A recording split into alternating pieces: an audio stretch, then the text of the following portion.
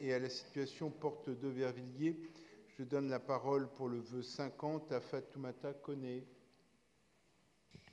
Merci. À travers ce vœu, nous avons souhaité interpeller notre Assemblée sur la situation des campements d'exilés toujours présents dans les 18e et 19e arrondissements. J'étais présente mardi dernier à la porte d'Aubervilliers au moment de l'opération d'évacuation qui s'est, comme à chaque fois, déroulée dans le calme, les exilés soulagés de quitter ces conditions de vie indignes avec l'espoir de ne pas avoir à s'y réinstaller de nouveau dans les semaines qui suivent.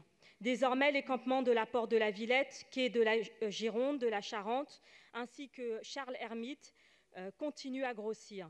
J'en profite d'ailleurs pour réinterpeller Madame Versini au sujet de l'état de ces campements à proximité desquels il n'y a ni point d'eau, ni toilettes et peu de poubelles. Nous sommes régulièrement interrogés par les riverains ainsi que les associations sur ce sujet. Notre mail est resté sans réponse. Or, il nous semble nécessaire d'organiser ces campements pour tenter d'améliorer les conditions de vie et restreindre les nuisances pour les riverains en attendant la prochaine opération de mise à l'abri. J'en profite pour rappeler que le groupe écologiste de Paris a écrit au préfet pour l'interpeller sur l'absence de politique d'accueil des exilés à l'origine de l'installation de ces campements, sur les risques pour les populations, car les campements d'exilés deviennent les nouveaux lieux de deal des trafiquants pour qui les exilés sont une nouvelle proie.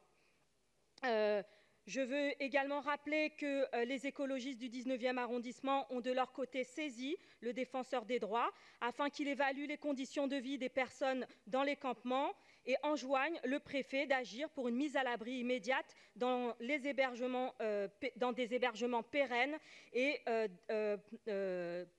dans des hébergements pérennes pour les personnes concernées.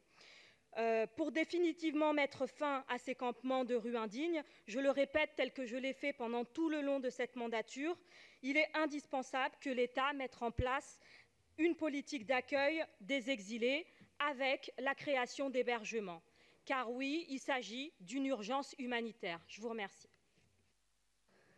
Merci Fatoumata Koné. Je donne la parole à Fanny Galiane pour présenter le vœu 51.